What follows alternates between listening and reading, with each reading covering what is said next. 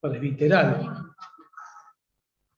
He participado y he disfrutado mucho del trabajo con Oslam, ya sea por las regiones o ya sea a nivel del continente. He encontrado buena gente, buenos amigos, gente dedicada enteramente a los desafíos formativos del mundo actual. Ha sido para mí también una posibilidad de sentir que Argentina se integraba a un mundo más amplio y más rico, y hacíamos un aporte y recibíamos mucho de otros hermanos. Así que bueno, con gusto, con agradecimiento a Dios y a ustedes, comienzo ahora compartiendo la pantalla y desarrollando el tema que hoy nos ocupa, lo que llamamos, según la nueva ratio, etapa pastoral o etapa de síntesis vocacional, que, como decía bien el padre Cristian, ya fue encuadrada, ¿no?, en las exposiciones anteriores. Lo primero que quiero decir es que encontramos algunos avances de la ratio fundamental nueva respecto a la que teníamos en el 70. Y entonces ahí captamos que la etapa propedéutica se la presenta en la nueva ratio como necesaria y obligatoria.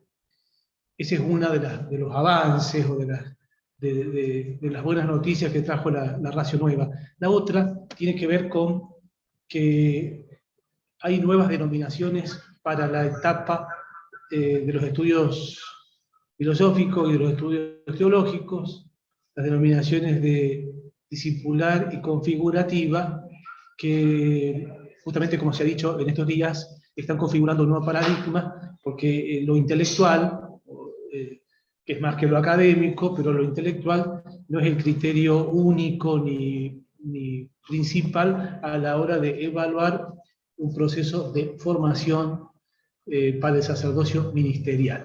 Y aparece dándole una importancia singular, una etapa al final, ¿no? Citando la ratio nueva en la introducción, el número 3 de introducción, ahí se dice precisamente una peculiar importancia al tiempo que transcurre entre la conclusión de la formación en el seminario y la ordenación presbiteral, a fin de favorecer en el candidato una adecuada preparación a dicha ordenación.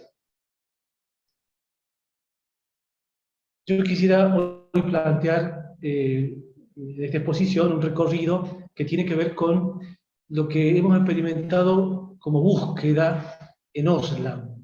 Recién decía, a través de las reuniones que cada país tiene en su propia organización, pero también la importancia de las reuniones regionales y los encuentros de formadores desarrollados en estas últimas décadas, siempre teniendo en cuenta una zona diversa del continente, para justamente posibilitar la participación de todos, aunque de distintos modos. Bueno, hoy día eso de alguna manera se ha facilitado con esta forma de trabajo al que nos obliga la pandemia. Bueno, búsqueda en la Oslam. Pero también quisiera hacer mención al tiempo de búsqueda que hemos realizado en Argentina, en OSAR. Esto como un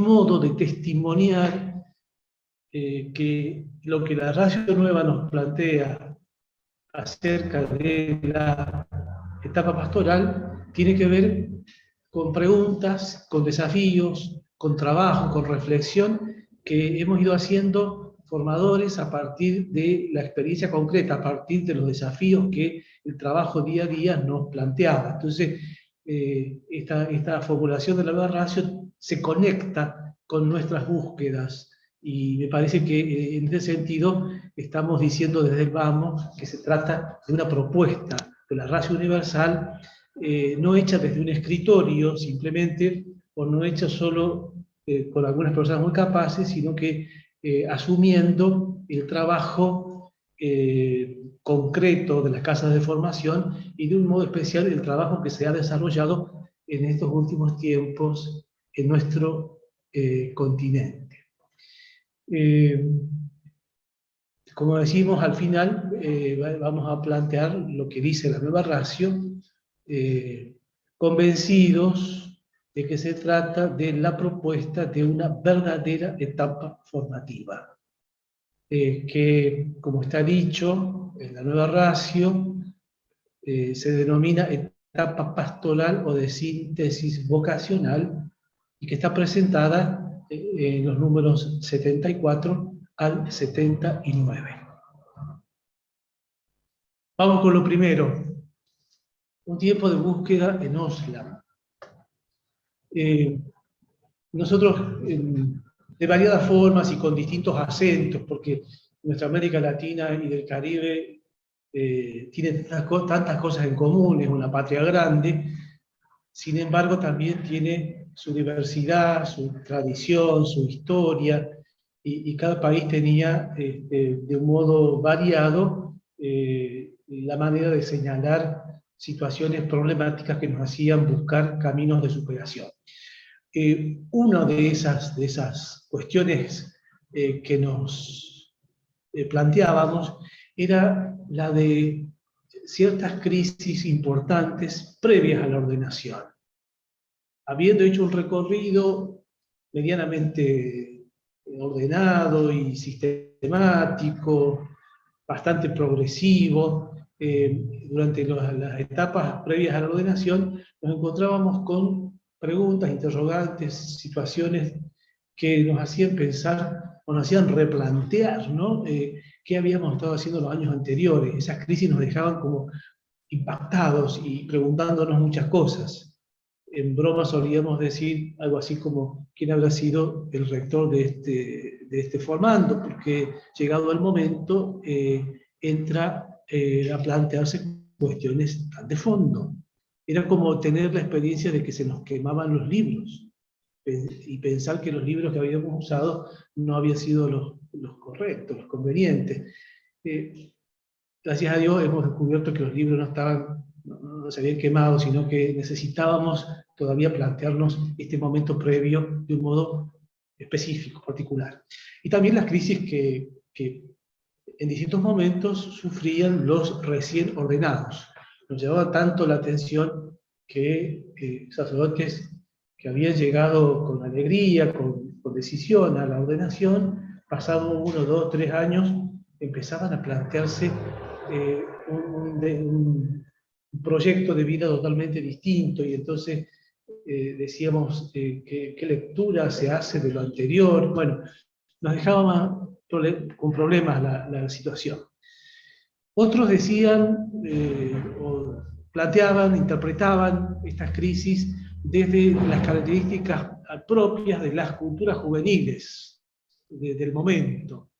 Y entonces hay largas exposiciones acerca de cuáles son las características propias de estas culturas juveniles, y entonces, por supuesto, que se señalaban que contaban con recursos positivos y que eran capaces de esto y de aquello. Sin embargo, también se planteaban nuevos límites, nuevas vulnerabilidades de las culturas juveniles que hacían pensar, bueno, no solo en la prolongación de la adolescencia, que es un dato, diríamos, científico, imposible de no advertir, pero además que esta prolongación de la adolescencia tenía algunas características a descubrir, eran novedosas. Necesitábamos, lo de otras generaciones, entrar más de lleno en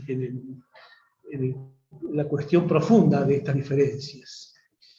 Y después recuerdo que nos llamaba mucho la atención el cambio de actitudes de un candidato, si mirábamos cómo obraba después de la ordenación, teniendo en cuenta cómo se había mostrado durante el proceso formativo previo a la ordenación.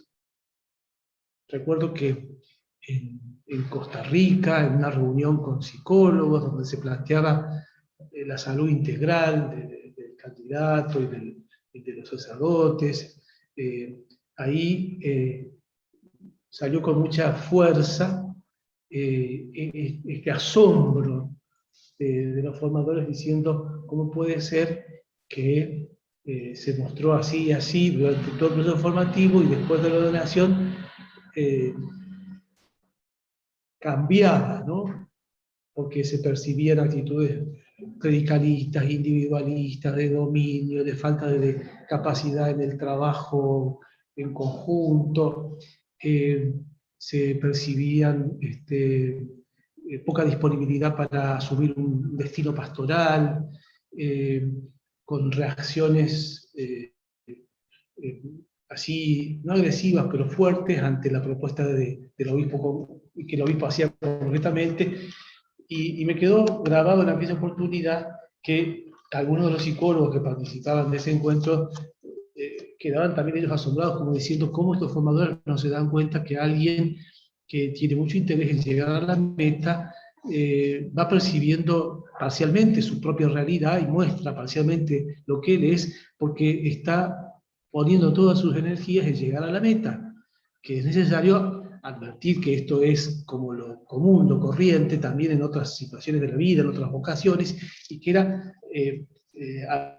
preciso no juzgar desde el punto de vista moral malo, no juzgar como malo ese cambio, sino interpretar, entender desde la psicología que las energías estaban puestas en llegar a la meta y por eso se habían descuidado, dejado para después asuntos importantes de su humanidad o de su crecimiento espiritual.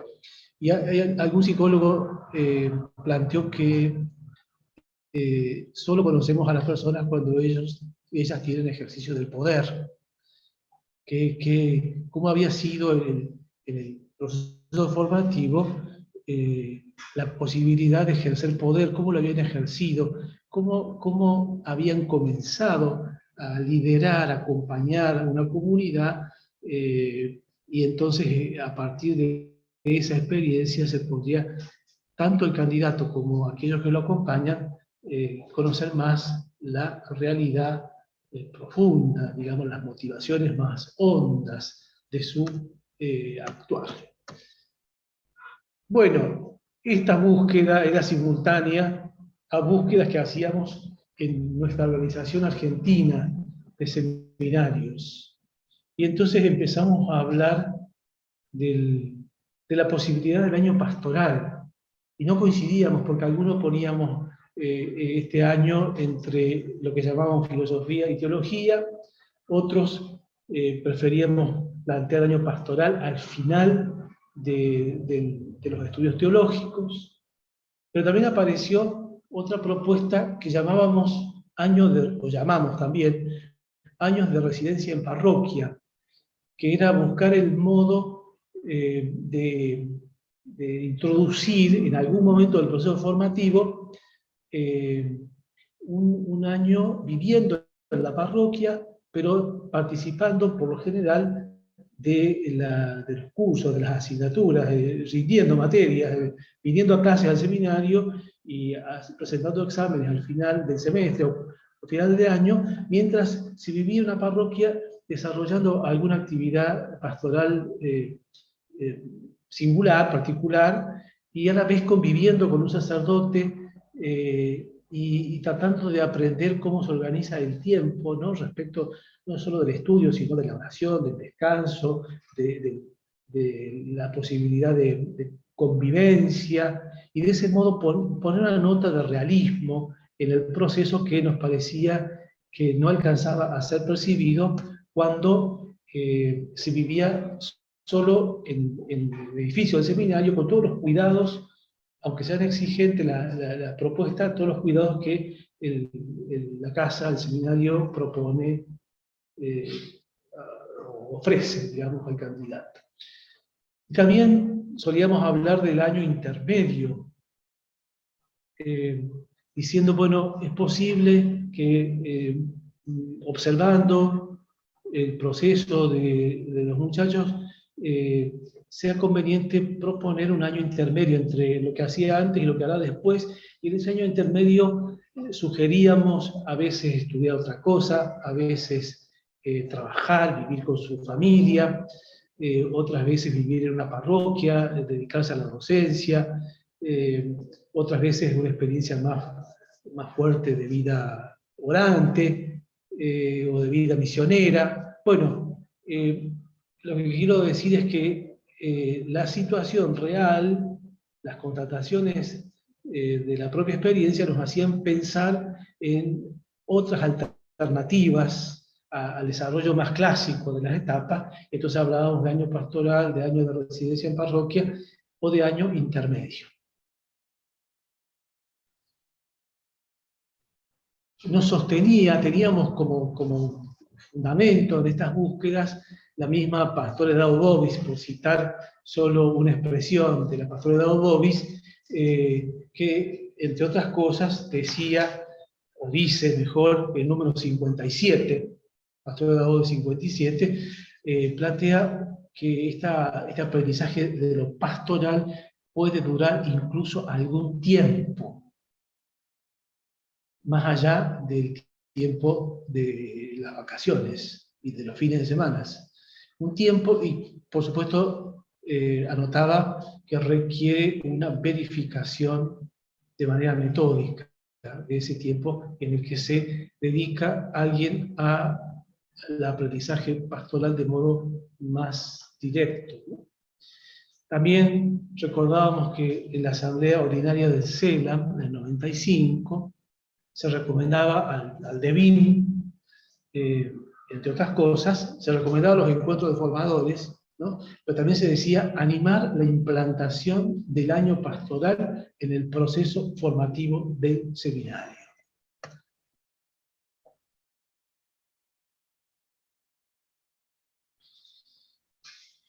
No todos los seminaristas, ni todos los párrocos, ni todos los obispos estaban de acuerdo con estas búsquedas.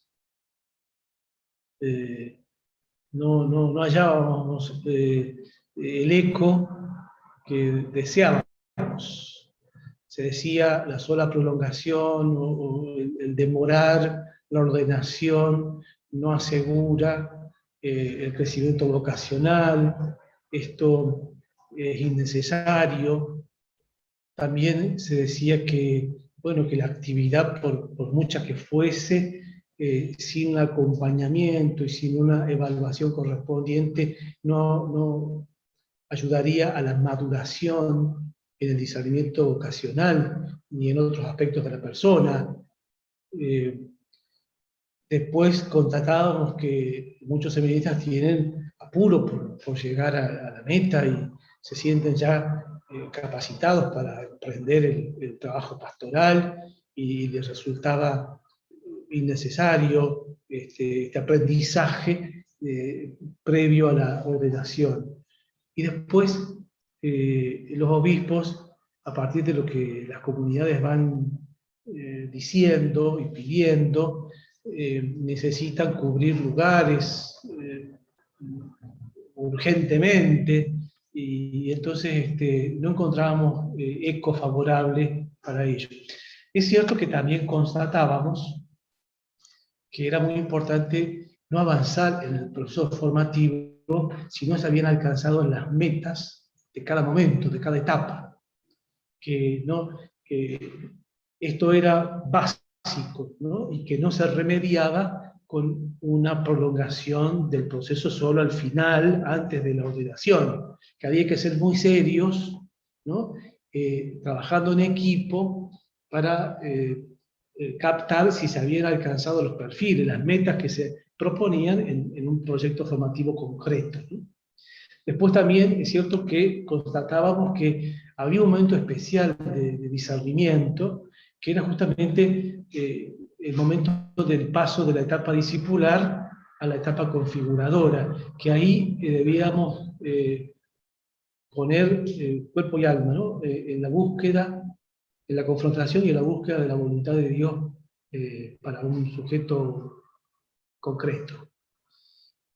Y también, aunque este era un momento tan importante de discernimiento, el paso de la etapa discipular a la etapa configuradora, descubríamos también que puede ser válida una interrupción durante la etapa de la teología, llamábamos antes, ¿no? Porque había una serie de objetivos a verificar en su cumplimiento antes de llegar a esta etapa previa a la recepción de las órdenes. Sin embargo, seguíamos buscando. ¿Y qué buscábamos? Y buscábamos un camino progresivo al final del proceso.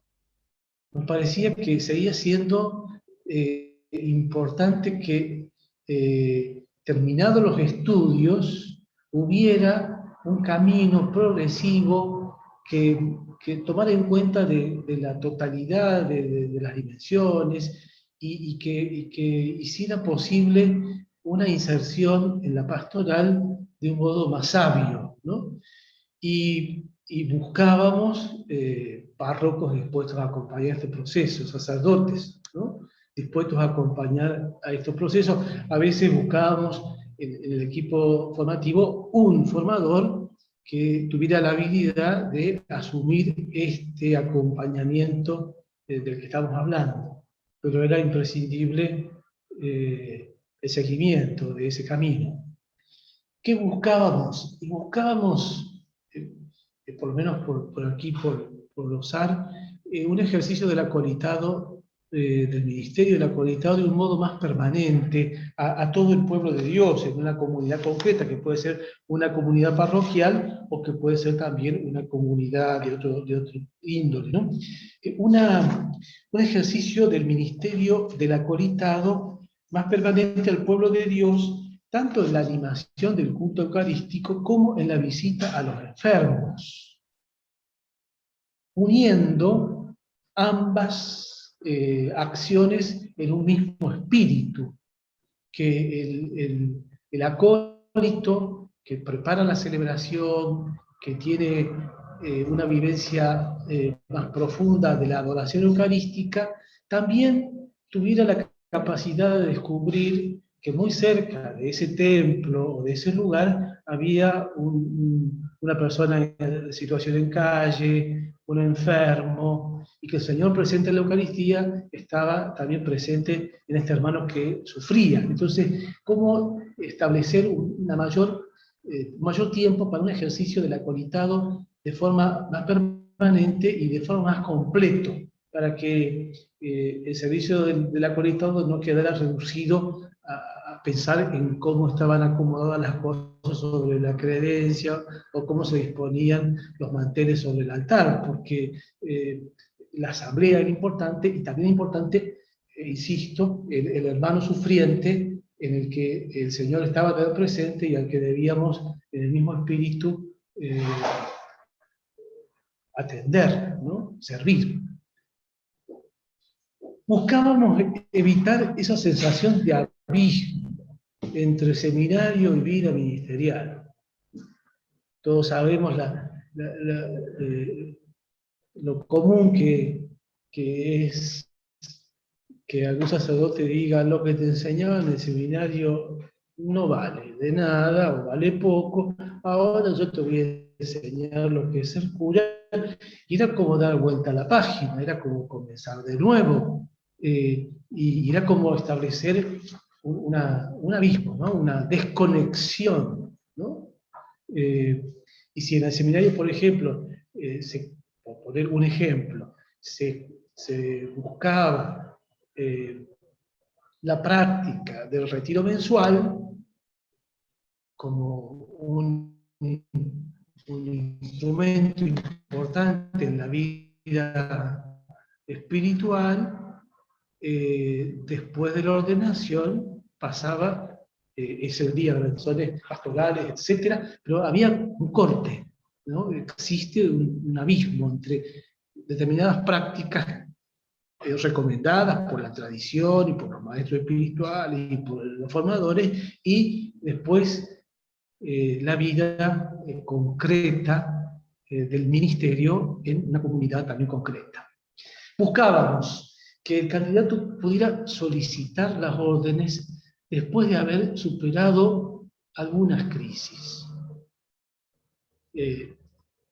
Haber podido elaborar, administrar, integrar dificultades en la vida de oración, en la vida afectiva o sexual, y después de que él mismo hubiera podido comprobar cómo es que se integraban aspectos nuevos a realidades ya conocidas y encontrándole cierta nueva superación, pudieran solicitar el pedido de ser ordenados diáconos, ordenados presbíteros.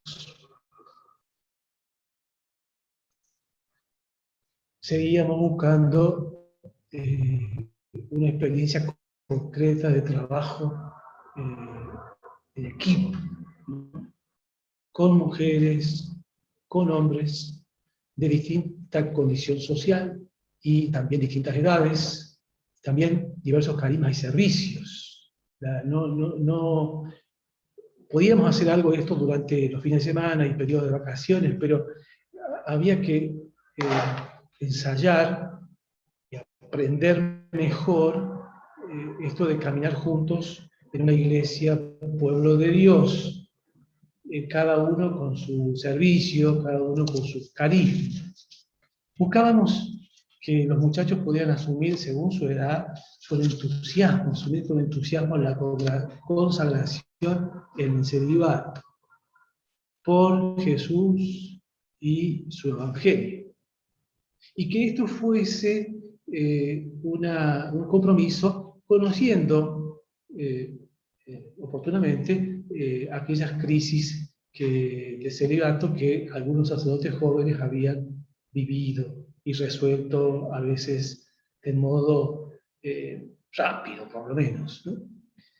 También buscábamos que los laicos, que el pueblo sencillo de nuestras comunidades parroquiales o trabajos por sector o movimientos, que laicos de la comunidad pudieran, por un espacio de tiempo suficiente o importante, conocer, enseñar y corregir a un candidato concreto que el obispo había admitido como candidato a las Sagradas Órdenes, ¿no? Que fuese la comunidad cristiana que pudiera hacer un aporte más visible a ese candidato en un tiempo previo a la ordenación. Buscábamos no quemar etapas al final del camino, ¿no? No quemar etapas atendiendo al proceso de las personas más que a las necesidades de lugares a cubrir. Por eso fue cada vez más claro que cada persona tiene un tiempo de maduración. El ejemplo que poníamos era el de la fruta de un mismo árbol. Todas estas manzanas provienen de un mismo árbol, sin embargo, no todas llegan a estar maduras en el mismo momento. Entonces, respetar, ¿no?, como momento de Dios para la persona determinado, sí, redundantemente momento, ¿no? Descubrir que Dios, con su gracia, acompañaba procesos en distintos tiempos.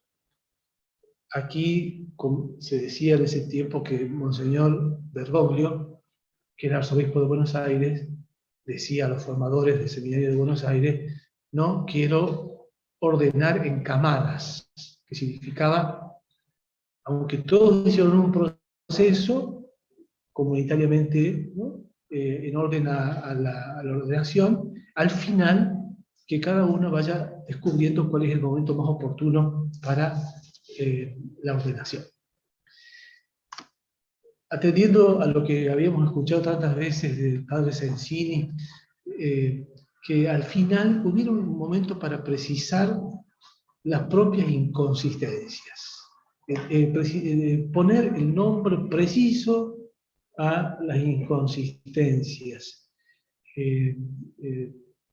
descubiertas y se situaran ante ellas con responsabilidad, de modo que hubiera un pronóstico de ser cada vez más libre frente a las inconsistencias. Es decir, que no se terminara con la pretensión de haber eliminado el mal, sino que se terminara el proceso con eso que tantas veces escuchamos en cine, capacidad de dejarse enseñar por todo en la vida. La famosa docilitas. No solo la docilidad, sino esta capacidad de dejarse enseñar por todo, habiendo, por supuesto, hecho esto mucho tiempo antes, pero había que dar un cierre acompañado para que esto que de algún modo estaba presente en el proyecto formativo del sacerdote que quiero ser, no fuese algo olvidado tan pronto. Y así, con mucho gusto, con mucha satisfacción, muchos formadores, encontrábamos en la nueva ratio la propuesta de una verdadera etapa pastoral, que según la ratio del número 74, se sitúa entre el fin de la estancia en el seminario hasta la ordenación presbiteral. Y como allí se dice, no importa solo respetar los intersticios, sino plantear una etapa de aproximadamente 2 años, en la que se acompaña al candidato en su inserción diocesana y se hace el correspondiente discernimiento de la vocación diaconal y presbiteral con intervención de la comunidad que acoge al candidato.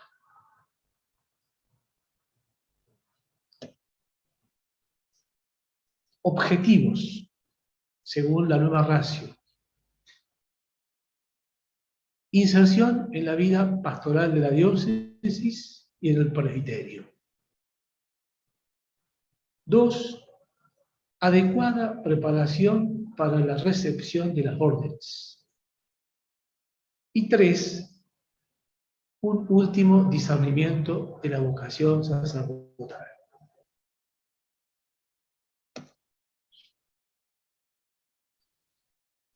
La ratio da cuenta de la existencia de gran variedad de experiencias.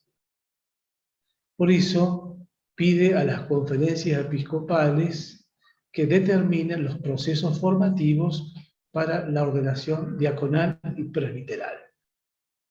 Entiendo que esta gran variedad de experiencias hace que no sea una etapa obligatoria, al modo como lo es la etapa de introductorio en la nueva ratio. Pero entiendo que no se la propone como obligatoria porque las experiencias son variadas.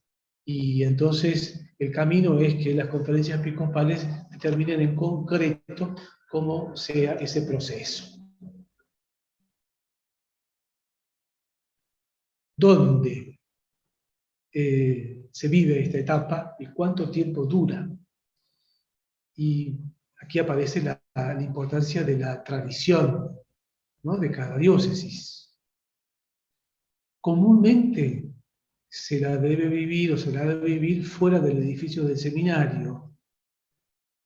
Hay otras experiencias que son distintas, ¿no? Que el ordinario, de acuerdo con el rector, asigna al seminarista una comunidad, al menos por un tiempo considerable, y apunta a la ratio que este tiempo depende de la madurez e idoneidad del candidato.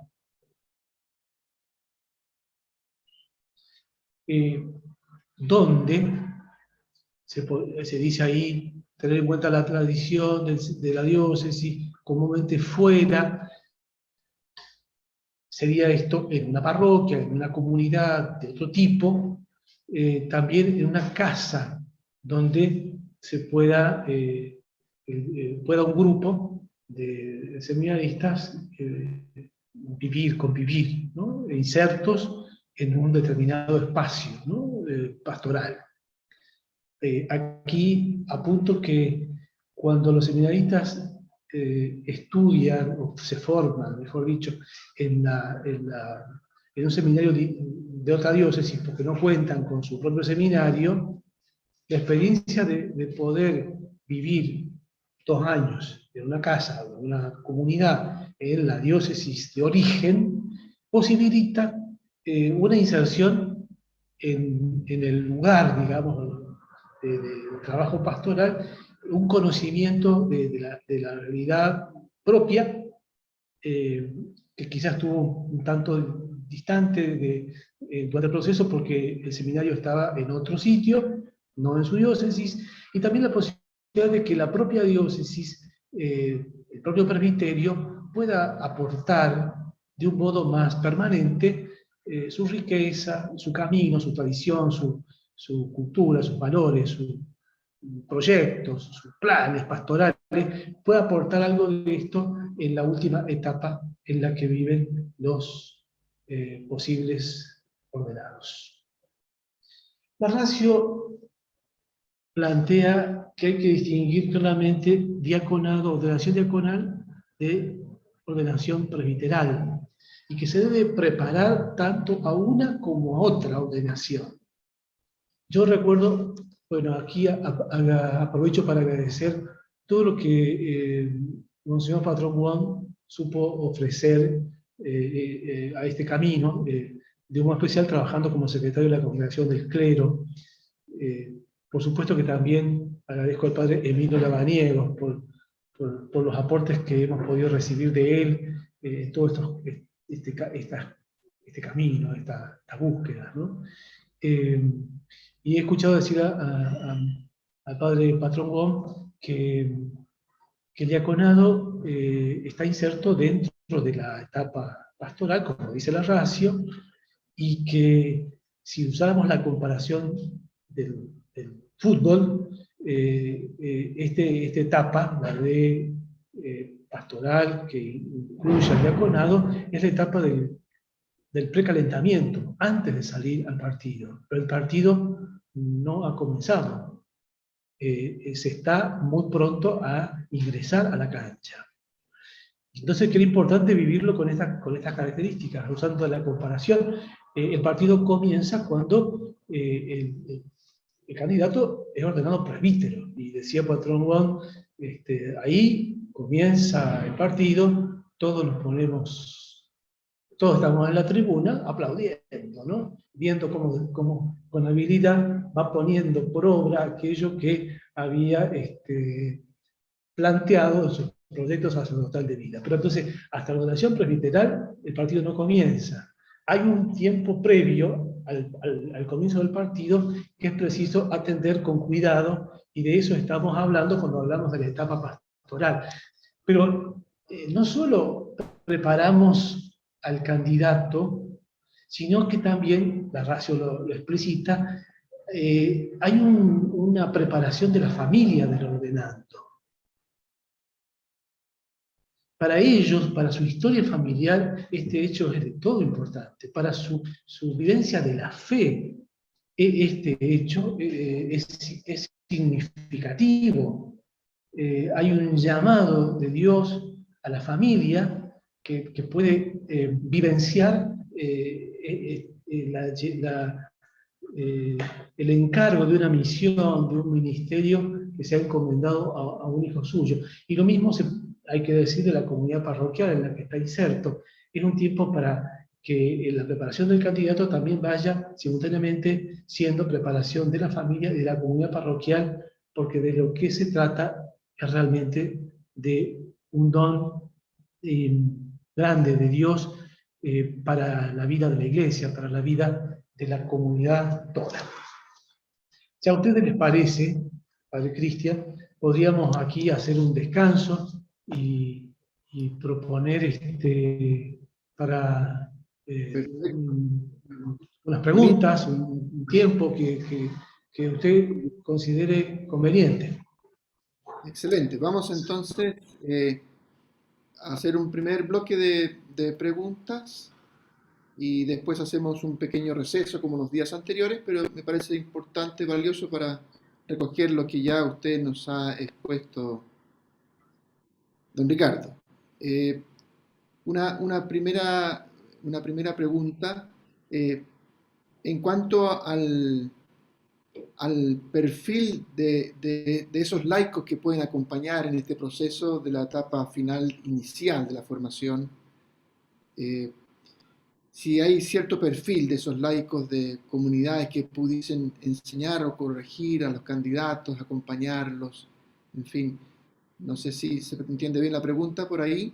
Y una anterior, eh, ¿quién podría ser un buen moderador de esta etapa o tiempo de síntesis teológica? Considerando que ya los muchachos ya no están estrictamente en la vida interna del seminario, sino que están más bien insertos o se están insertando en la vida pastoral, parroquial, etc. ¿Quién podría ser un buen moderador? Si acaso el rector o algún otro formador, en fin. Tal vez esas dos preguntas para iniciar. ¿Me parece bien, don Ricardo? Bien, bien. Sí, me parece, la primera tiene que ver con qué perfil de laicos acompañarían fructuosamente esta última etapa, y ahí me parece que no son variados perfiles, porque, por supuesto, el Consejo de Pastoral Parroquial, los consejos de la parroquia, digamos, tienen allí un aporte que ofrecer, una responsabilidad que ejercer, digamos.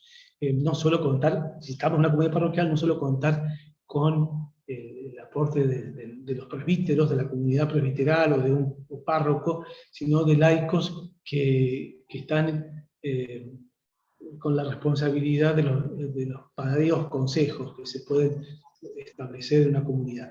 Pero después me parece importante que lo que puede aportar la gente sencilla de nuestras comunidades, el pueblo sencillo, fiel, santo de Dios, diría Francisco, ¿no? Todos los formadores sabemos que, que un equipo formativo, un equipo de formadores acompaña un proceso teniendo en cuenta valoraciones, sugerencias, ¿no? de otras personas, por supuesto, de los párrocos, de los laicos, de los docentes de una casa de formación, ¿no? Por supuesto, de los profesionales, ¿no? que acompañan el proceso, pero incluso de quien sirve en la cocina. El personal de maestranza de una casa de formación tiene muchas veces una mirada muy sabia sobre cómo es el camino, cuál es el pronóstico, qué es lo que podría ser tenido en cuenta a la hora de continuar el proceso formativo. Bueno, algo parecido creo que sucede en nuestras comunidades, ¿no? Es importante que un muchacho conozca qué es lo que la gente sencilla de su comunidad puede aportarle, digamos, ¿no? Estos convencidos de que no tienen ninguna búsqueda personal, esos laicos, y que el Espíritu recibido el bautismo les da una capacidad de aconsejar, ¿no? También a un futuro ministro. Por eso yo no descartaría a ningún laico, pero no dejaría de tener en cuenta la opinión de la gente sencilla de la comunidad como un aporte necesario, ¿no? Lo otro tiene que ver con quién acompaña esto desde el punto de vista del último responsable. Muchas veces puede ser el rector, también puede ser el párroco, digamos, rector y párroco, ¿no? O un formador del seminario que no es el rector. Me parece que tiene que tener, que tiene que estar bien claro quién es el responsable del acompañante, pero ese responsable trabaja junto con otros, no gestiona solo el acompañamiento, ¿no? Por eso también quizás los sacerdotes en la diócesis que están encargados de las vocaciones, ¿no? De la promoción de las vocaciones, entonces han de poder ser como referentes, como personas que ofrecen su su mirada, porque ya lo vamos a decir después, no suele ser raro que los presbíteros cuestionen, ¿no? Cómo esta persona ya va a recibir la ordenación, y el formador tiene que poner oído y descubrir qué puede haber a rescatar en esas opiniones, a veces dichas muy rápidamente, pero otras veces dichas con fundamento. Entonces digo, ya sean laicos o ya sean los responsables del acompañamiento, han de tener siempre un oído muy atento, porque si muchos dicen lo mismo, es muy probable que sea cierto. Eso que apuntan, aunque nosotros no hayamos podido observar ese dato, digamos, ¿no? Si muchas personas advierten una misma cosa, hemos de incorporar, hemos de atender a eso en el discernimiento que estamos haciendo. Una última pregunta, don Ricardo, antes del receso. Si usted ha podido recoger la experiencia latinoamericana con respecto a esta etapa, la etapa de síntesis vocacional, ¿tiene alguna referencia de cómo se ha aplicado más o menos dentro de Latinoamérica y el Caribe? Si es que ha recibido alguna noticia de eso, con lo novedoso que trae también la ratio como algo tan propio y distintivo de nuestra nueva ratio fundamentalis. No sé si puede manifestarnos algo con respecto a eso. En muchos lugares no existe la etapa pastoral, o es mínima. Eso es, yo no sabría decir cantidades, ¿no? Ahora, ¿no? Pero es una constatación que muchas veces los seminaristas reciben la ordenación diaconal residiendo en el seminario, y la ordenación presbiteral a los pocos días de haber salido del seminario. A veces, como decíamos, esta urgencia se la entiende, o esta situación se la entiende por la urgencia pastoral, pero que no atiende a un verdadero discernimiento. En esta modalidad, ¿no?, de mínima etapa pastoral, es difícil que exista una iniciación comunitaria en la parroquia u otra comunidad, y es difícil que exista una adecuada preparación para las órdenes. Entonces, iniciación pastoral y adecuada preparación para las órdenes no se dan en una casi inexistente o mínima etapa pastoral. Y esto sucede en los seminarios de América Latina. Después podemos señalar que también en otros hay una experiencia reducida y variable, ¿no? Porque los candidatos reciben ordenación diaconal al final del último curso del seminario, de modo que su etapa pastoral dura el tiempo mínimo de los intersticios hasta la ordenación presbiteral. Acá se cumple con el código del derecho canónico. Es un breve periodo, que suele durar unos 6 meses, en el que el candidato está comenzando a insertarse en la realidad diocesana. Y esto también tiene, creo que, bastante vigencia entre nosotros.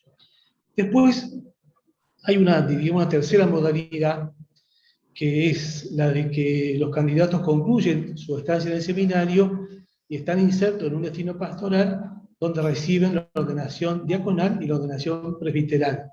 Esto suele ser un año, en el que queda, donde se da cierto acompañamiento, pero yo creo que cuando hemos hecho la experiencia del ejercicio del diaconado durante un año, el candidato puede evaluar, ¿no?, también junto con otros compañeros, si se puede, cómo ha sido el ejercicio del diaconado. Redunda en una riqueza pastoral, espiritual, humana, enorme, digamos, ¿no? Entonces, por eso estoy con el propósito, a partir de la experiencia que tengo como formador, y también de la experiencia que ahora tengo como obispo, de la necesidad de una verdadera etapa pastoral, que es respeto a las personas y profundo cariño por el pueblo de Dios.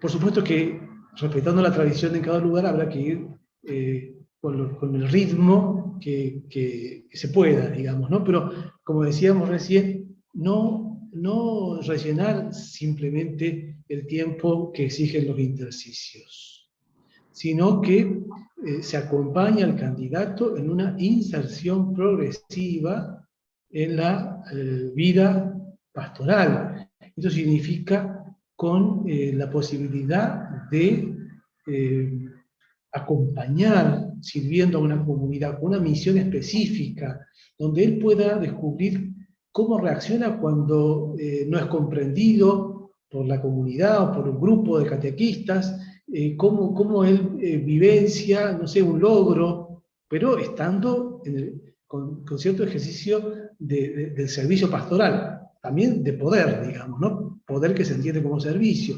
Por eso me parece que es una etapa donde no se rellenan los intersticios, sino que se hace una experiencia de inserción pastoral y se hace un correspondiente discernimiento de la vocación diaconal y presbiteral, con la intervención de los laicos que decíamos recién. Entonces, estamos llegando a 2 años aproximadamente. Esto me parece que es lo que se propone en la ratio. Y, insisto, este discernimiento vocacional previo a la ordenación es importante, porque todavía se puede volver atrás. Yo ahora, no voy a decir ahora lo que diré después, ¿no? Respecto de que estamos ante la posibilidad de que aplacemos la ordenación, o de que volvamos atrás, porque hemos hecho una lectura equivocada del llamado, o porque no se ha sabido responder a la gracia de Dios que fue dándose a lo largo del proceso. Perfecto. Entonces diríamos, no sé las cantidades, pero en muchos lugares no existe, a veces muy reducido, a veces más prolongado. Lo ideal serían aproximadamente 2 años. Perfecto. Muchas gracias, don Ricardo. Muchas gracias. Vamos a hacer entonces ahora un breve receso, como lo hemos hecho los días anteriores. 5 minutos, solo 5 minutos, y volvemos para retomar el segundo momento de esta mañana. Muchas gracias.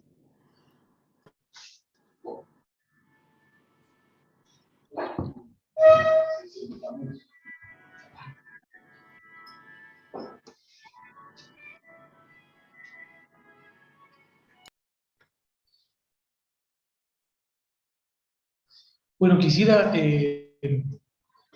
ahora hablar brevemente de las dimensiones, de las 4 dimensiones y los aspectos a tener en cuenta, ¿no?, en esta etapa pastoral. Por supuesto que estamos todos tan agradecidos a la pastora Dau Bovis por haber planteado con tanta claridad el tema de las 4 dimensiones. También coincido con que la nueva ratio plantee estas 4 dimensiones que han de ser conectadas unas con otras. La ratio plantea 2 hilos conductores que son lo comunitario y lo misionero.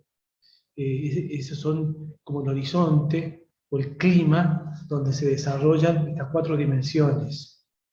Fue todo un adelanto dejar de hablar de estudios de filosofía y estudios de teología. Yo mismo recién en la exposición dije el seminario donde uno estudia, ¿no? Tenemos tan metido esto de que en el seminario se va a estudiar, y no decimos el seminario donde yo me formé, o donde se formó este cura, ¿no? Decimos dónde estudió, ¿no? Entonces hemos salido de este paradigma del estudio por encima de otras cuestiones, hemos pasado a hablar de las 4 dimensiones, pero el tiempo nos fue poniendo en evidencia que es necesario conectar las dimensiones, que hay una transversalidad recíproca entre las 4 dimensiones. Por eso yo ahora voy a presentar como aspectos de las 4 dimensiones a tener en cuenta en esta etapa pastoral, pero sin olvidar la conexión recíproca, la transversalidad recíproca de las dimensiones. Por supuesto que a esta integralidad la nueva ratio le suma la progresividad, que son las etapas. No solo que es progresivo porque hay etapas, sino que al interno de cada etapa hay una progresividad y en el proceso de cada persona y de cada comunidad hay una progresividad. Este aspecto de lo progresivo lo voy a considerar en unos minutos también atendiendo a la dimensión, a la etapa pastoral. La dimensión espiritual, se trata ahora de vida espiritual en el contexto de una comunidad cristiana y en el servicio pastoral. En esta situación, el seminarista o diácono ha de poder gestionar por sí mismo, por ejemplo, un día de retiro espiritual. Encontrar los momentos para una fecunda soledad, un fecundo silencio. La pastora Daudovis plantea que hay una soledad dañina, pero que hay otra soledad que es fecunda y que tiene que ver con el estudio, con la oración, con el descanso. Bueno, en un periodo considerable de 2 años, este candidato aprende, hace los primeros ensayos y pasos en cómo gestiona momentos de oración, de soledad, de silencio, en medio de una comunidad cristiana a la que sirve pastoralmente. Tiene que ver también, digamos, la dimensión espiritual en cómo se experimenta su futura vida espiritual en un presbiterio, porque inserto en una comunidad diocesana y en un presbiterio se va planteando la necesidad de la vida en común, que tiene distintas modalidades si se trata de una comunidad de vida religiosa o si se trata del credo diocesano, pero vida en común es un imperativo, una necesidad, en la vivencia del ministerio ordenado, ¿no? Después, comenzar a ver cómo se da un crecimiento mutuo entre comunidad y la propia persona, porque yo me santifico sirviendo a una comunidad. Esa comunidad se santifica gracias a mi propio servicio, digamos, hay un crecimiento mutuo, ¿no?, entre comunidad y persona. Se va asumiendo un estilo de vida sacerdotal que tiene que ver con nuevos comportamientos y gestos concretos, referidos al celibato, referidos a la fraternidad presbiteral, a la unión con la comunidad y a la misión que se le encomienda. De todo esto se vino hablando en las etapas anteriores. Todo esto, de algún modo, está presente en el desafío de aquel sacerdote que quiero ser, que plantea el proyecto personal sacerdotal de cada uno. Bueno, ahora es el momento de ir viviendo eso que descubrí tantas veces en momentos de oración o de vivencia comunitaria, de secreto comunitario, lo que fuese. Ahora es el momento de empezar a vivir eso que entiendo Dios me pide o eso a lo que Dios me invita. En la dimensión humana, comenzar a experimentar una mayor apertura a la realidad de las personas y de las comunidades. Nunca es lo mismo imaginar, pensar, tener en cuenta alguna experiencia de las comunidades en la etapa discipular o en la etapa configuradora sobre todo, que estar en medio de la gente, que estar cerca de sus casas, que escuchar sus olores, que alegrarse con sus esperanzas, ¿no? Entonces, hay un comienzo de una nueva captación de lo que a mi pueblo le pasa, lo que nos pasa como pueblo, y eso se percibe, se comienza a vivir, a disfrutar y a asumir, estando más cerca, insisto, de las casas y de los corazones de los fieles a los que yo por la gracia de Dios, por llamado de Dios, voy a servir durante toda mi vida. Bueno, una mayor capacidad para el servicio apostólico, hacer que mis propios rasgos humanos, mis características humanas, estén al servicio, sean instrumentos, ¿no?, de la evangelización. Esto que se ha percibido de un modo especial en la etapa configuradora, bueno, ahora es necesario empezar a ponerlo en práctica con un acompañamiento oportuno, sin la contención del seminario, pero acompañado en el día a día por el párroco con el cual convivo, la comunidad presbiteral con la que convivo, o con otros acompañantes según decimos. ¿Cómo comienzo a cuidar y administrar los bienes materiales que dispongo? Tengo una casa, tengo un espacio privado, tengo bueno, los servicios que hacen posible vivir en una casa. Esos bienes los recibo como un don de otros que he de dejar en mejor calidad para los que vienen. Sé administrar mínimamente mi dinero o el dinero de la comunidad, como distinguiendo que no es lo mismo mi propio dinero que el dinero de la comunidad. ¿Cómo lo administro? Porque aquí hay variantes en la vida religiosa y en la vida diocesana, pero el sacerdote diocesano, por lo general, si le toca ser párroco, también en otros casos en la educación, tiene la posibilidad y la obligación de administrar mucho dinero que no es de él. Tiene el desafío de vivir pobre y morir sin nada, pero habiendo hecho una administración evangélica de muchos bienes materiales. Bueno, esto sería bueno que se pueda experimentar mínimamente antes de la ordenación, cosa que cuando llego a la ordenación ya sé algo de mí respecto de cómo es que este asunto es abordado o puede ser abordado a futuro.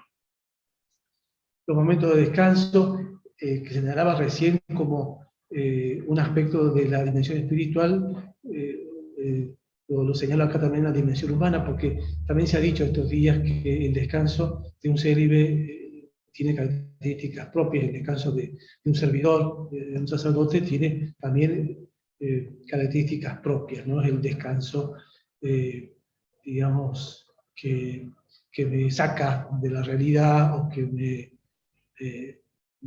proporciona no sé qué zona de confort, que no tiene ninguna conexión con el resto de mi vida. Por ejemplo, digamos, hablando de la reciprocidad entre las dimensiones, un descanso bien logrado me genera deseos de rezar, me da nuevas energías para el estudio, me hace también disfrutar más de la convivencia con aquellos que han hecho la misma opción de vida que yo. En fin, un descanso bien vivido se conecta con otros aspectos de mi ministerio y de mi misión, de mi servicio, de mi trabajo, ¿no? Bueno, hay toda una importante verificación de cómo uso los medios digitales, ¿no? Cómo es que me comunico con aquellos que viven en la virtualidad. Este es un desafío que la Ratio plantea de un modo muy claro. Ha puesto este uso de los medios puesto al servicio de la buena noticia que tengo que comunicar. No de la comunicación de mi, no sé, gustos, amigos o entretenimientos, sino que en un muchacho de la etapa configuradora y en un candidato que está pasando por la etapa pastoral, ha de ser considerada este habitar en este mundo de un modo responsable y acompañado en el discernimiento de cómo puede ser cada vez mejor ese uso, o esa vivencia, digamos, ¿no?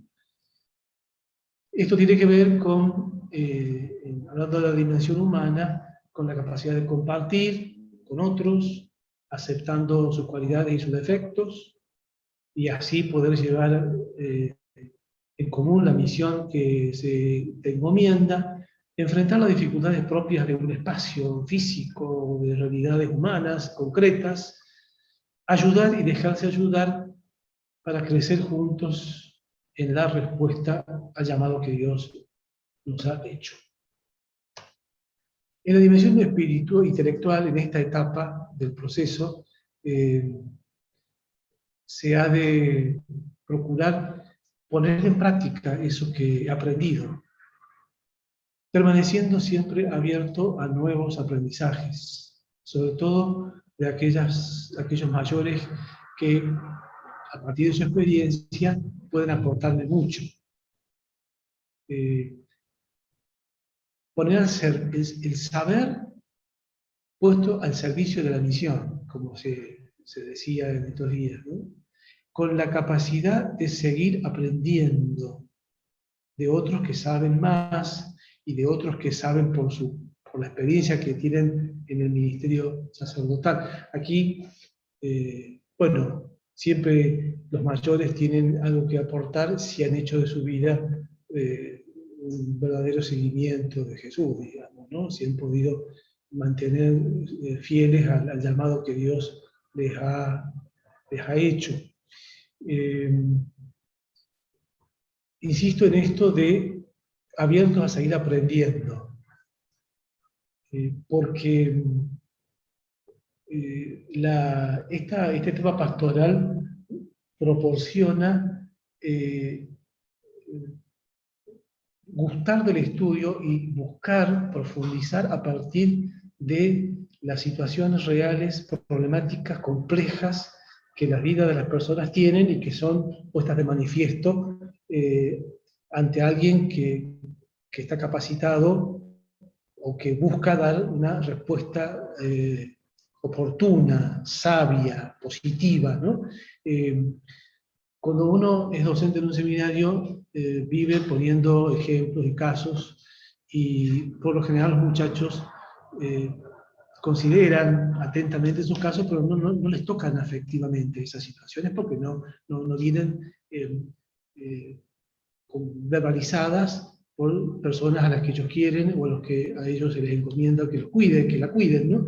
Entonces, esta experiencia de la pastoral proporciona la posibilidad de que las preguntas o los problemas que me presentan, además de ser complejos, movilizan mi afectividad, porque hay con esas personas concretas una relación, un vínculo pastoral. Entonces, la búsqueda por aprender para poder responder mejor se hace mucho más fuerte, más necesaria, ¿no? Vieron que uno puede, ante los problemas complejos que las personas o las comunidades presentan, uno puede correr el riesgo de ser, como decimos así, rígidos, y decir, no, la Iglesia no considera esto bueno. O tener otra salida, que es decir, la misericordia de Dios es tan grande que si esto no se puede, encontrar tu propia salida. Son dos modos de no atender a las personas, ¿no? Porque una salida de tipo rigorista, una salida de tipo laxa, no se hace cargo de lo complejo de lo que alguien está viviendo y de los posibles pasos que puede ir dando en orden a recibir la luz del Evangelio, digamos, ¿no? Por eso creo que el estudio tiene una nueva dimensión, una nueva fuerza a partir de la realidad pastoral concreta que se comienza a vivenciar en esta etapa. Bueno, y en lo pastoral, por supuesto que ha salido ahí estos días el tema del servicio, ¿no? Solo un siervo puede ser formado como pastor. Y como pastor seguirá siendo siempre un discípulo, un servidor. Bueno, eso ahora se lo pone en práctica en una comunidad concreta, acompañado por esa comunidad y por el responsable de la comunidad. Teniendo en cuenta que el servicio tiene una preferencia, que son los necesitados, los enfermos, los pobres.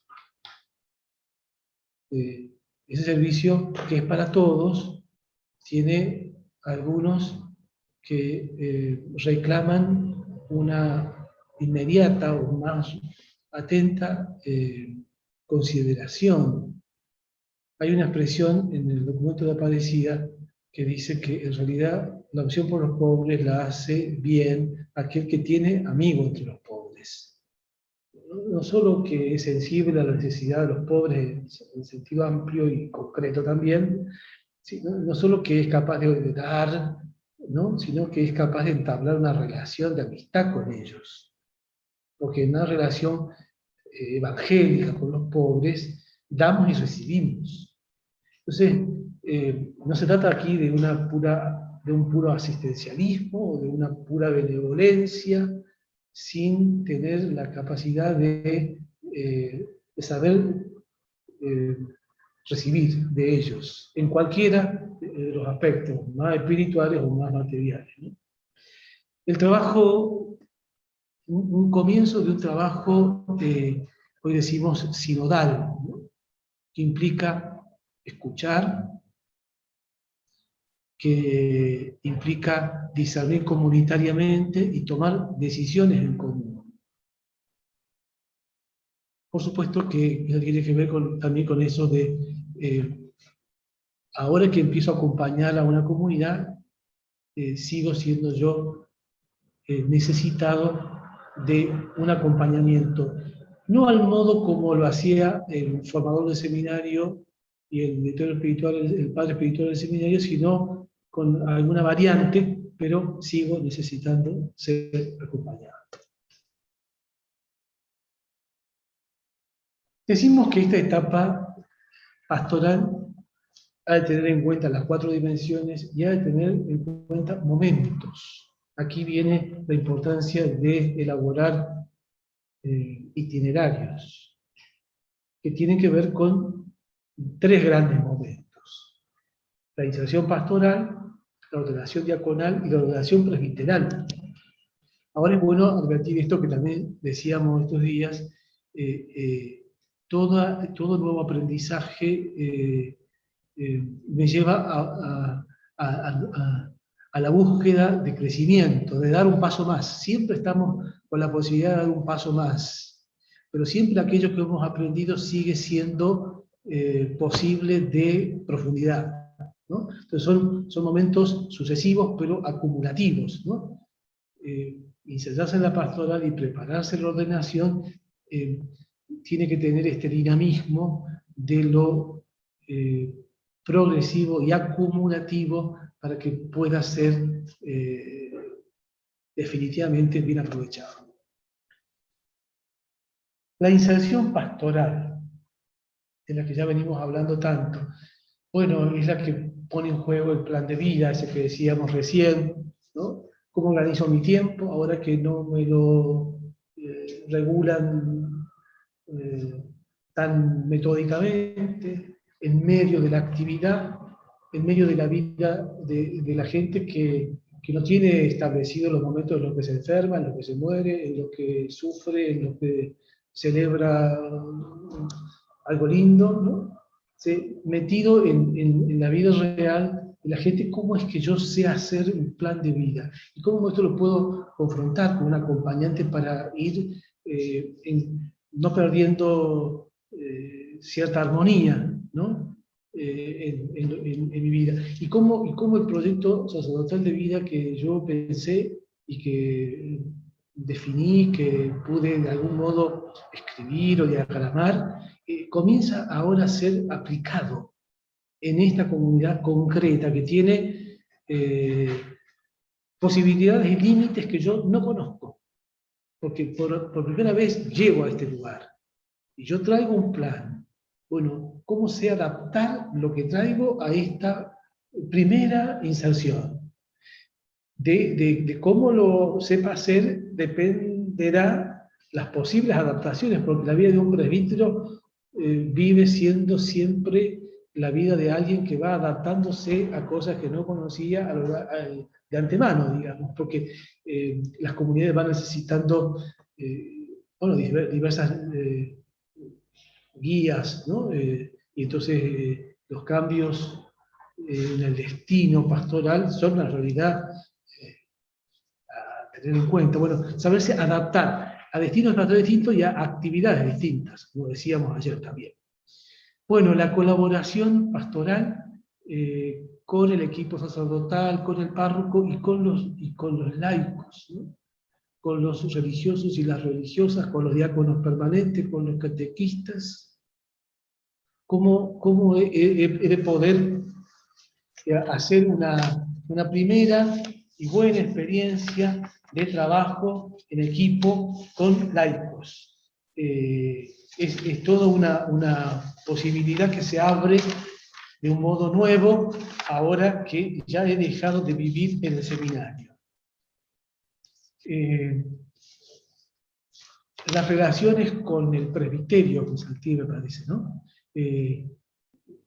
Vuelvo, con el presbiterio, con el párroco, con la comunidad presbiteral y con el decanato en el que ahora me encuentro, y también participando algunas veces de lo que significa la vida del presbiterio.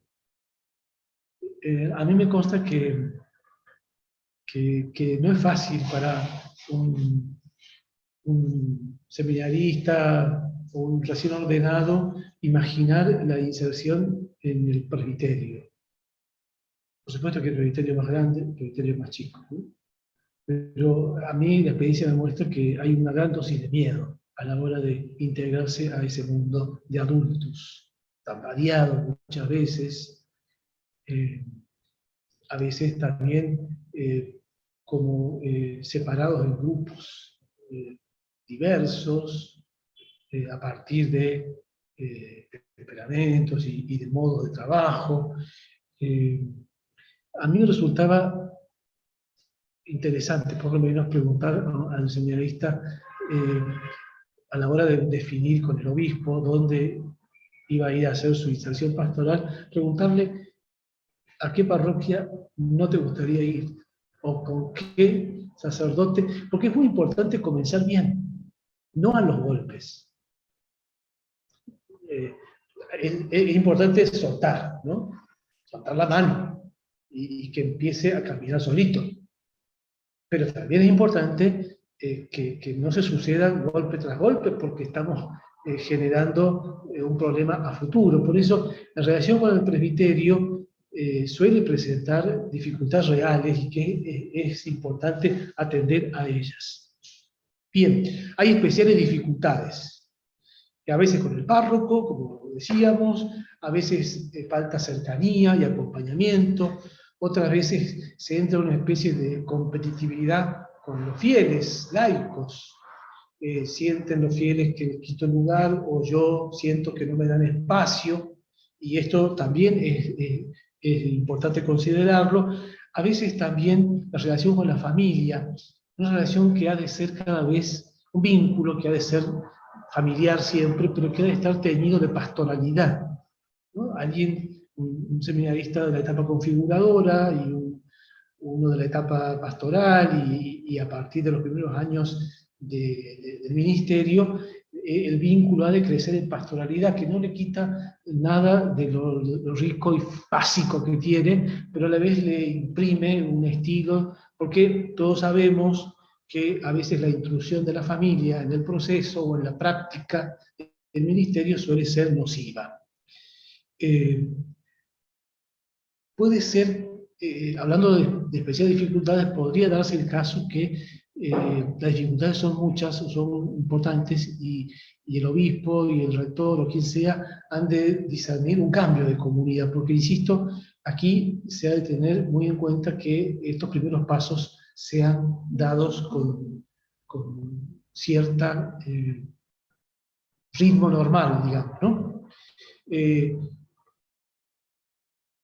ahí el padre Lavaniegos, en ese libro que tiene de los itinerarios, recomienda creerle al seminarista, atenderle y ayudarlo a superar rápidamente las dificultades, en el mismo sentido que vengo diciendo. Las relaciones con sus compañeros de curso, que también trabajan en la pastoral, la relación con sus compañeros de curso hoy tiene mucha vigencia a través de los medios digitales, ¿no? Y cómo esas relaciones con sus compañeros siguen siendo positivas, ¿no? Con ellos aprendí la vivencia de lo comunitario. Ahora me toca esa experiencia enriquecerla con la vivencia de una comunidad de pastoral, ¿no? y de un presbiterio. Esto trae consecuencias o problemas o aciertos, eso lo comparten entre ellos. ¿Cómo ese compartir les hace bien, les sigue animando en aquello que es el ideal de su vida de trabajo sinodal, de trabajo en conjunto? La relación con el obispo y con la curia dependerá de la frecuencia con la que se encontraban con su propio obispo. Aquí se plantean reuniones formales o informales, y la relación con la curia también depende de lo grande que sea una diócesis, pero también importa que comience a ser una relación pastoral conveniente, ¿no? Que esta inserción sea un puente para lo que viene después de la ordenación. Entre el seminario, que esta inserción pastoral sea verdaderamente un puente entre lo que se vivió en el seminario y lo que le espera en la vida de trabajo pastoral después de la ordenación. Entonces, un momento, la inserción a la comunidad y al presbiterio. Otro momento tiene que ver con la preparación de la ordenación diaconal. Visto desde la perspectiva del servicio humilde, desde la ministerialidad de la Iglesia, como se ha planteado, próximos a una mayor integración al presbiterio, ¿no? Al clero, con una especial necesidad de discernir acerca del carisma de celibato recibido, acompañando, meditando, reflexionando, haciendo texto de oración, ¿no? El ritual de la ordenación de diáconos, tan rico en gestos y en aspectos bíblicos, en valores bíblicos. Decíamos hace un rato que este acompañamiento, que es importante acompañar esta preparación, porque aún es posible dar un paso hacia atrás.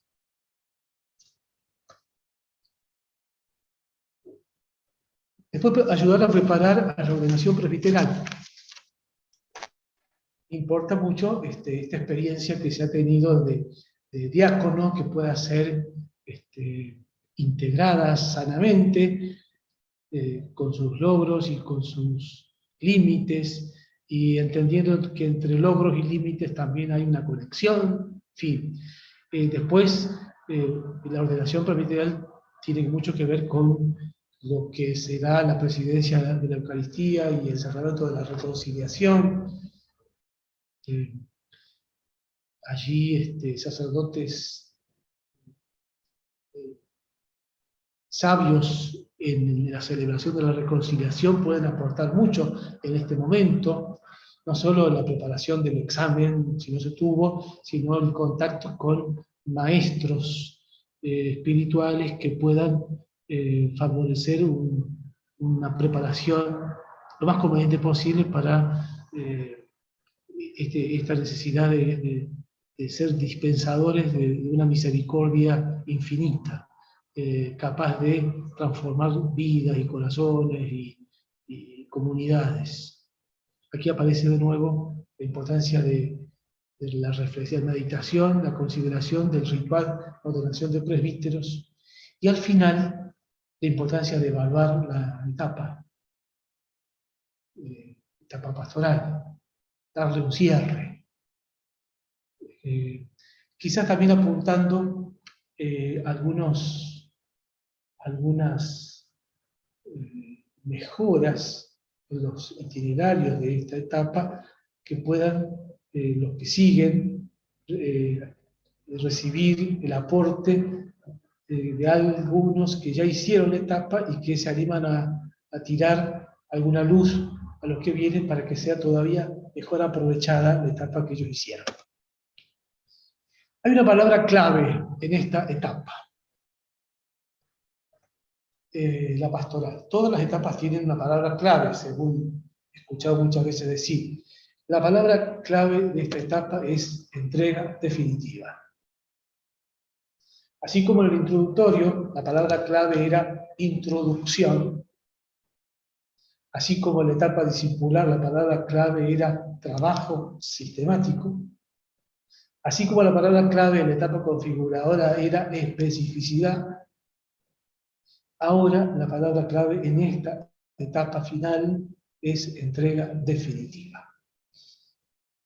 Y con el permiso de ustedes, yo voy a plantearles ahora algo de la vivencia del santo cura Brochero, que como sabemos, si no les cuento, lo veneramos como santo hace algunos años, porque el Papa Francisco en el 2016 dijo con ocasión de su beatificación unas palabras que ahora me voy a referir. Brochero tiene para los argentinos una importancia enorme como modelo sacerdotal vigente.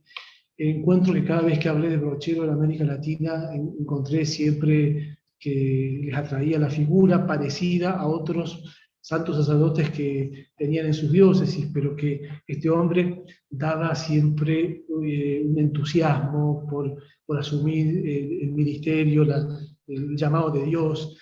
Entonces les presento brevemente a un hombre, un pastor de nuestras sierras aquí en la provincia de Córdoba. Creo que el Papa Francisco siempre tiene presente esta figura en muchas de las cosas que dice acerca del ministerio y de la preparación y de la misión.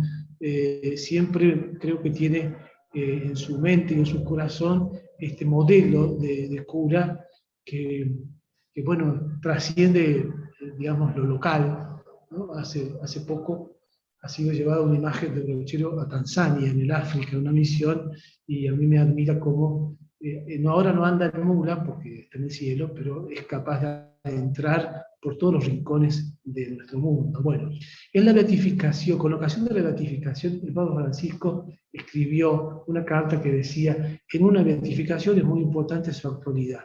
Bueno, el cura Brochero tiene la actualidad del Evangelio, pionero en salir de las periferias geográficas y existenciales para llevar a todos el amor, la misericordia de Dios. No se quedó en el despacho parroquial, se desgastó sobre la mula y acabó enfermando de lepra a fuerza de salir a buscar a la gente, como un sacerdote callejero de la fe. Esto es lo que Jesús quiere hoy, discípulos misioneros callejeros de la fe. Yo digo, la etapa esta pastoral es el comienzo del callejear. Pero hay que hacerla bien, hay que hacerla acompañada, hay que hacerla gradualmente, hay que hacerla integralmente, pero comenzar a callejear la fe, la calle de la fe, es importante que tenga un buen inicio, y para eso creo que se puede elaborar itinerarios concretos en esta etapa.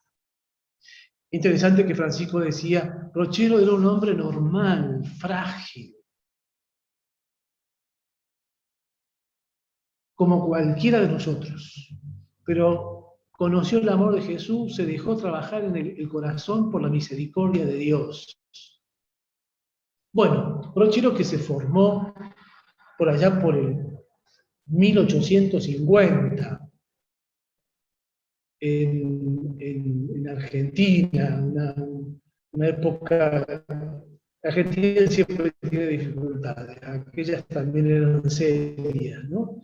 Se forma, y los seminarios en aquel momento, dio los pasos, y lo que quiero presentarles ahora es que al final del proceso, Brochero tiene que resolver con sufrimiento una gran duda y volver a cerrar el discernimiento. Esto le pasó a Brochero en otra cultura, en otro tiempo, porque esto de necesitar de un discernimiento más profundo al final de un camino que me prepara para una decisión importante, tiene que ver con lo humano, más allá de lo cultural, podríamos decir, o más allá necesitamos de las ciencias humanas que nos ayuden a resolver un problema que tiene que ver con el hecho de ser un humano que decide para toda la vida algo muy importante. Por eso les presento ese momento de la vida de este cura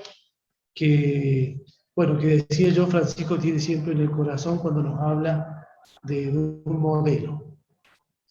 Para pedir las órdenes menores había escrito así a su obispo. Después de haber estado más de 6 años en el colegio seminario, siendo ya cursante del primer año de teología, y habiéndome sentido desde mis más tiernos años inclinado al estado sacerdotal, desde chiquito, dice, he practicado medios conducentes a examinar mi vocación y adquirir, en cuanto lo permitan mis fuerzas, la idoneidad para tan santo estado se requiere, que para tan santo estado se requiere. Terminó de teología y dice, habiéndome sentido llamado de siempre, he practicado medios conducentes a examinar la vocación y adquirir idoneidad.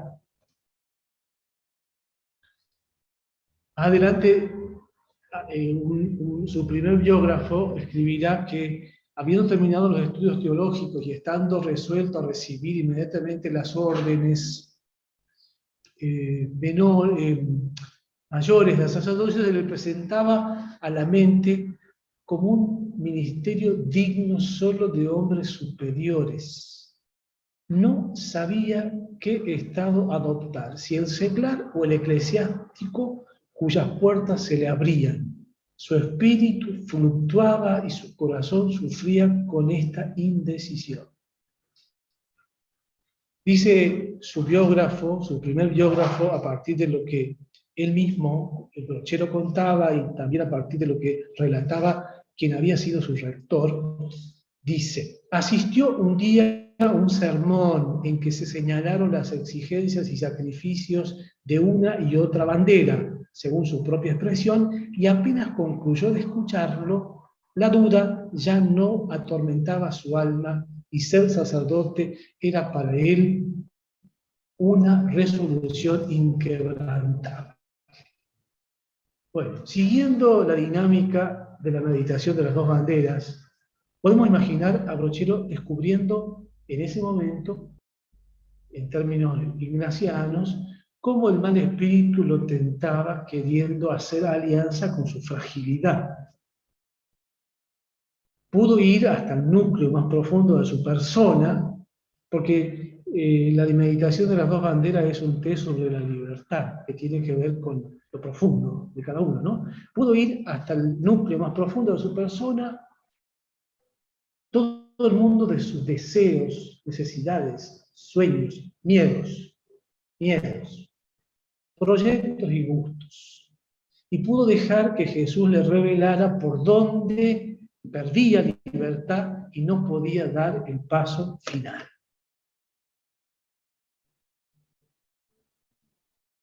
Y cuando escribe al obispo, finalmente, Brochero dirá, teniendo ya más de 26 años de edad, he examinado nuevamente mi vocación y permaneciendo firme en el propósito de consagrarme al servicio de Dios nuestro Señor y de su Santa Iglesia por medio de las órdenes mayores hasta el presbiterado, si vuestra Señoría ilustrísima se digna acogerme con benignidad y contarme en el número de los ministros sagrados, deseo dar principio a la recepción de otras órdenes en el tiempo y forma que vuestra Señoría Ilustrísima tuviera a bien. Con palabras de la ratio, diríamos que Brochero tenía que expresar de modo libre, consciente y definitivo la propia voluntad de ser presbítero, que es uno de los objetivos de esta etapa. En su proceso formativo vocacional, hallamos un antes y un después, gracias a un periodo de tiempo, ha sido breve quizás, vivido con sufrimiento, después de los estudios de teología y antes de su ordenación. Eso que le pasa a nuestros muchachos, le pasaba hace mucho tiempo a este santo cura. Le ayudó a él finalmente a discernir un sermón sobre las dos banderas. Por eso pide a su obispo, en el tiempo y la forma que el obispo considere conveniente, hay tiempo, hay forma, ¿no? Decíamos, hay dimensiones, hay momentos acumulativos, progresivos y acumulativos. Le pide al obispo poder recibir las órdenes mayores hasta el presbiterado. Y cuenta en su carta que mientras tanto él se prepararía estudiando teología moral, la preparación para las confesiones, de las que hablábamos recién, y las sagradas ceremonias. Estaba, decía Brochero, también dispuesto a tomar oportunamente los ejercicios espirituales. Por eso, insisto, la palabra clave es entrega definitiva. Pero esta palabra, esta petición al obispo que le admita en la entrega definitiva en el sacerdocio, es una palabra que ha de ser preparada de un modo especial, ¿no? Haciendo posible que el acompañado llegue a identificarse con Cristo Pastor y pueda paso a paso ir creciendo en parecerse a Él, hasta llegar a ser cada vez más, a pensar como Él piensa, a sentir como Él siente, a vivir como Él vivió, a tomar su forma, su figura, pues, configurándose con Él, esto que se ha hecho tan intensamente en la etapa configuradora y que va a durar toda la vida. Terminamos insistiendo en que esto ha de ser acompañado, y que acompañar tiene que ver con confrontar y con discernir la voluntad de Dios, y que esto se hace como a lo largo de todo el proceso, personalmente y grupalmente. Un acompañamiento personal que tiene que ver con el proceso de órdenes, que tiene que ver con poner en práctica eso que se proclama durante las otras etapas, pero ahora hay que ensayarlo gradualmente en una realidad concreta, atendiendo a las no pocas dificultades que surgen, haciéndose cargo el acompañante de los temores que presenta la persona, asegurando cercanía y discernimiento ante posibles experiencias dolorosas de presbíteros. Todos sabemos que la inserción en un presbiterio lleva a veces a tener contacto con experiencias dolorosas que viven otros presbíteros. La doble vida, el alcohol, la homosexualidad y otras adicciones. Bueno, ¿cómo acompañamos a alguien que empieza a percibir de modo tan cercano problemas tan dolorosos en quienes serán sus colegas, ¿no? Y un acompañamiento grupal. Hemos dicho ya algunas de estas cuestiones, iluminar retos y dificultades, ayudando a superar desánimos y bloqueos, animar el camino para hacer aportes positivos, discernir lo que es posible y lo que hay que dejar, lo que no se puede, aceptar la comunidad y dejarse ayudar por ella, evitar el orgullo y la prepotencia, promover la pertenencia y disponibilidad al trabajo en equipo. Y termino tomando un ejemplo que supe leer en el libro de los itinerarios del padre Emilio, que me parece que ilustra lo que he querido presentar. Si nosotros comparáramos la tarea del equipo formador con la de un dentista, con el oficio de un dentista, diríamos que el dentista lo primero que hace es una radiografía para ver la situación y admitir al paciente lo que se encuentra. Esto sería lo que hacemos en un introductorio. Luego viene el momento de intervenir con cirugía, si es necesario. Y eso es la etapa discipular. Después viene el preparar las piezas y ajustarlas con precisión. Y eso es la etapa configuradora. Y finalmente, poner a prueba el funcionamiento, con correcciones si es necesario. Y en casos extraordinarios, sacar una pieza y colocarla de nuevo, y eso es la etapa pastoral o de síntesis vocacional. Cuando vengan a Argentina, no dejen de visitar Villa Cura Brochero. Muchas gracias. Muchísimas gracias a usted, don Ricardo Araya, por dedicarnos este tiempo, su experiencia valiosísima, tantos años dedicados a la formación y acompañando a tantos jóvenes en ir descubriendo la voluntad del Señor hacia el ministerio sacerdotal. Muchísimas gracias, de verdad. Vamos a proponer hacer lo mismo que hicimos el día lunes con el Padre Sotero, a recoger todas las preguntas, las inquietudes que ustedes nos han dejado en el chat. Se las vamos a hacer llegar a don Ricardo para que él tenga un tiempo considerable para responderlas y después, junto con la exposición, los PowerPoint que se han ido entregando en estos días, hacerles llegar también a ustedes las respuestas concretas, más pausadas y tranquilas que nos pueda ofrecer a cada interrogante que ustedes han presentado hoy día a don Ricardo Araya. Don Ricardo, de verdad muchísimas gracias, lo encomendamos en su ministerio episcopal y con la riqueza de toda su experiencia como formador y ahora siendo también obispo formador de formadores. Así que muchísimas gracias y vamos a pedirle a Jenny Telles si nos puede mostrar un cartel, un volante para la invitación de mañana. Ya mañana concluimos nuestro curso y al igual como lo hicimos el año pasado, vamos a concluirlo con la presencia de Monseñor Jorge Carlos Patrón Won, secretario para la Congregación del Clero, dedicado especialmente a la atención de los seminarios de todo el mundo. Y vamos a escuchar sus palabras, su ponencia también dedicada a los equipos de formación, los equipos de formadores, con el tema hombres sanos formando sacerdotes sanos, un tema muy sugerente, ¿no? Hombres sanos formando sacerdotes sanos, específicamente dedicado a los equipos de formadores de nuestros seminarios. A la misma hora, 10 de la mañana, hora de Colombia, y con la novedad que vamos a hacer extensivo la red social a través del Facebook. O sea, van a poder ver el Facebook que se ocupa desde el Consejo Episcopal Latinoamericano, del Facebook del CELAM.